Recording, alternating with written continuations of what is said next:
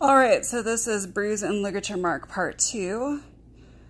Now that I've figured out how to turn the camera around or my phone around to look at my foot. So we're gonna do this on my ankle instead of my wrist because I just am not that flexible. I'm using the Bend Nigh Bruise wheel, like we talked about. That looks like this. It's got a red, a dark red, a purple, a very dark blue, a green, and a yellow. And all of these colors can be used together, or you can only use a couple. It's totally up to you. So I'm getting into the dark red first, and I'm using a sponge tip disposable eyeshadow applicator. And what I'm gonna do here, this is so weird, is do color placement around my ankle bone.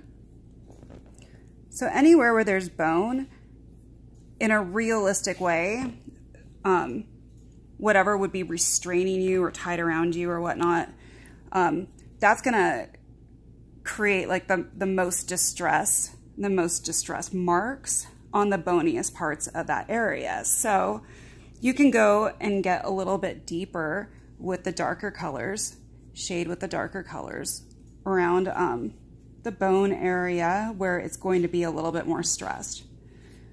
So this right here is the dark red. I'm gonna put my applicator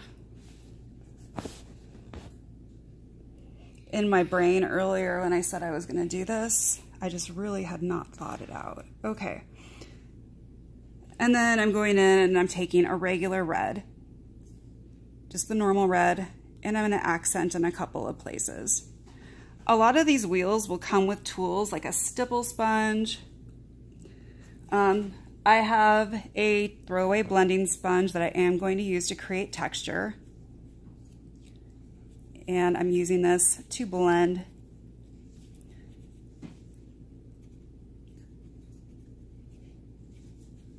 And hopefully I'm blending in a way that you can see what I'm doing. Okay, now I want a little bit more dark color because I want this to be more extreme. I want this to be extreme and scary. I want my ankle to look like it's been restrained for a really long time. So I'm going back with the dark red, and now I'm gonna add some purple. I'm gonna add purple around the bone area as well. And this goes back to kind of that contouring thing that we talked about on the last video, or on the contouring video, since this one's gonna be like 2 parts, I think, accidentally. And we're gonna contour the darker shades around the bone. And I'm gonna get into this yellow color. And I'm gonna take yellow and apply it kind of on the outside of where my ligature marks was going to be. So if I was going to use those shackles on my ankle and they'd be kind of laying across right here, the yellow again is where like bruises, that's like one of the colors that bruises start to turn when they're healing. So I want yellow to kind of be on the outside, and it'll also be kind of accented a little bit in the middle. Most makeup like this, you know, you're doing it for fun, you're doing it for a photo shoot, you plan on having it photographed, or it's Halloween, you're gonna take lots of pictures. The colors will show up better if you apply them more intensely, but you also wanna make sure that if you are doing that, if you're applying liberally, that you're also blending really well too. But I do want there to be a lot of color. And if I have the shackles on my wrist or on my ankle or wherever they're gonna be, wherever I'm applying the makeup, just the prop itself is also going to rub some of the makeup off and, you know, give some stress on my skin as well, just from the way it rubs. So you'll be able to have that effect just from whatever you're gonna be adding to bind whatever body part you're painting. Or you don't even have to use shackles or handcuffs or rope or anything like that with this. You can just simply do this. You know, it looks kind of gruesome. This bruise wheel also you can use to create a black eye. It's really great for all kinds of things. If you've got if you've got a couple of different effects that you want to create. As far as preferences go, I do prefer to do powder makeup on my face versus body because I have an easier time seeing what I'm doing, removing, and also I know that powder makeup, if my hair gets into it, I'm not going to have a major issue. If my hair were to get stuck in some blood, some latex, or some cream makeup or grease makeup, it could just get really, really messy. So I'm using different applicators. So if you're doing this on another person, where you don't want to double dip, you can throw an applicator away every time. I had a whole bag of used applicators on the set that we were doing our shoot at last week. So, I mean, what you're seeing here looks very much kind of like a sprained ankle. We want to give it a little bit more dimension. I'm going to add a little bit more color. And then another consideration too, and of course, right here, I've only done half of my ankle. I'm not entirely sure that I can bend the right way and keep this PG rated and be able to show you my entire ankle all the way around with the makeup on it. If you're using the bruise wheel and you're wondering, well, when do I use the blue and when do I use the green? Well, I will tell you. You can put a little green, because if you put that little green right over the dark red and you're blending that in, again, you've got the appearance of old bruises and new bruises and continued stress on the skin. So green gives that yellow a little bit more dimension. And I'm sorry, this is a leather couch. I swear I'm not farting. Filbert might come over and help, just to give you guys a heads up. I know I told you that yesterday. He loves to come over and help.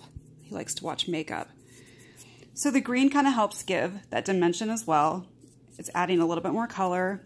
That way I'm not walking around with just, you know, a bruise or ligature mark that's just red and yellow. The more dimension we add to it, the more real it looks.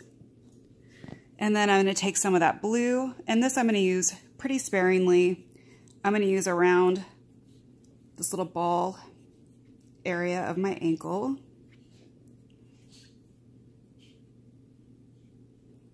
So by adding that blue, I'm giving that really bruised effect that you would have if something has been rubbing on a particular part of where the bone is for a long time. So I don't think these will fit around my ankle because that's not what they're intended for. But I want you to imagine if I had something like this around my ankle, where would that rub? It's going to rub along the bone. It's going to rub along the bone here. It's going to rub along here. And that's where I want to apply the majority of the color. I want to blend the lighter red and the yellows outward and let them fade away. I can use the sponge to create a texture and an effect. Stippling, spackling. I like the word spackling, but in technical words, you would be looking for a stipple sponge, not a spackle anything if you were at a costume store or anything like that. So that gives you an idea of what a bruise wheel can do to create ligature marks, bruising, to go along with whatever you might be putting along with it to create, to complete that whole costume or that look or whatever you're creating. Hopefully for entertainment purposes. That's the reason I'm doing this. And the reason I'm being so specific about that is just because it's just not a good time to pull pranks on people where it looks like someone has hurt you or been mean to you. So don't put a bunch of bruises on your face and then go drive around in your car to scare people. It just isn't nice. It's not very funny. So if you're a musician, if you're in theater, Halloween, this is something that can definitely be helpful to you. But again, I really don't recommend applying makeup like this or using props like shackles and then just going around for like shock value or anything. Some people might get very upset, and I don't really blame them. This would be kind of upsetting to see for real on somebody. But that's the whole point. It's very realistic looking. So ligature marks. So you see the yellow. You see that there's a little bit of green. You see where there's some red, some blue, some purple, where we've created a lot of different dynamics to create that bruise effect, exactly what we're looking for, that bruise, that stress, that hurt effect.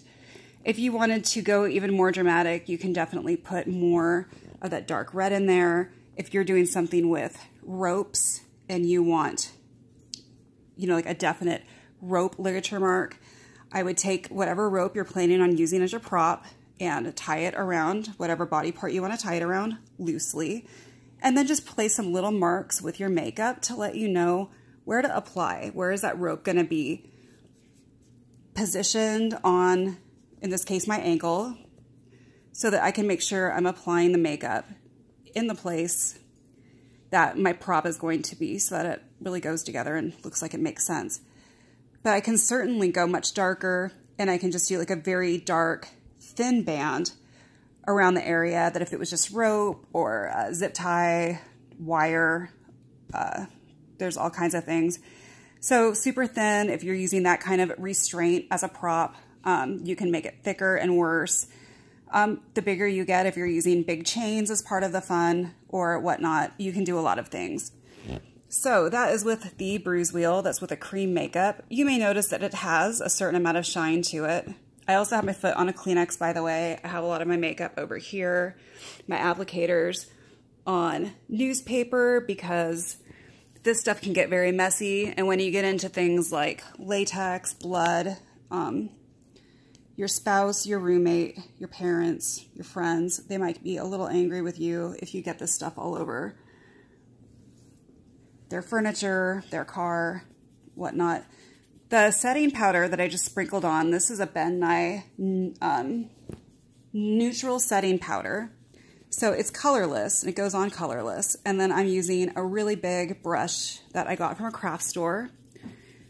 Because again, I'm not going to use my expensive makeup brushes to do things involving cream or grease-based makeup, because it's very, very hard to clean that out. So if I'm going to use any good makeup brushes for this, then they're going to be designated for this from this point moving forward, because getting that out of my makeup brushes is just not going to be possible. And if I were applying this dark red color with one of my makeup brushes and then washed it and then went to apply my foundation with it in a couple of days, I can guarantee you that I would have a slightly dark red tinge to that. So what the setting powder helps do is it helps take the shine out, and then it will also help from transferring onto your costume or clothes or the car or your regular clothes or whatever you may be worried about it transferring to. When I'm on set, when I'm doing makeup like this, or when I'm doing makeup that's involving blood, latex, anything like that, I always have makeup wipes with me. The good ones that have an oil in it that will help dissolve makeup, like cream makeup, that will help remove blood, that will help remove latex. So you want an oil-based makeup remover, a really good makeup removing wipe. So there we go. So that's set with some setting powder, and I'm just kind of painting that on there. It kind of gives it a finished look. I can always go back and add more color. Once I got the prop positioned where I want it on my ankle, I can always go back over and put more color around that prop, just to make sure that I've really caught everything exactly how it's positioned. If I was applying this on another person right now, I would probably have them standing up in front of me with the prop on their ankles so that I can see how it's going to stand when they're standing, and just make sure that I account for that. And then I can always add a little bit more on the top or bottom, just wherever I need to work for that person on that body part with that prop. All right, so I hope that this was helpful. This is going to end up looking like 2 videos instead of 1, and I'm sorry about that. I just don't know how to use my phone very well and switch from selfie mode to other mode. And then the other thing that we did was like fingerprint marks on my throat. Well, in the comments, let me know if you have any questions or if I can show you anything else regarding bruising or ligature marks. If you have any questions or about any suggestions about good props to use, good makeup, if you have questions about any other kinds of effects that you'd like to see videos for before Halloween to help you with your costume or your look, please feel free to comment and let me know. You can follow me on Instagram at Wendy Doll MUA. You can find me online at wendydollcreative.com. And then, of course, my YouTube channel. If you look up Wendy Doll MUA, you will find me and this video and the one I just did with the bruising on my neck and the extreme body contouring one. And, of course, we did some extreme body contouring along with this ligature and bruising look in a photo shoot last week. So all of these things can work together depending on what your goal is and what your vision is for what you're doing. All right, thank you so much for tuning in. Again, please feel free to let me know if you have any questions, and I'm sorry about my mass confusion in the middle of the video that ended up breaking it into two. And hopefully the more I get used to doing this, the better the videos will be. All right, thanks.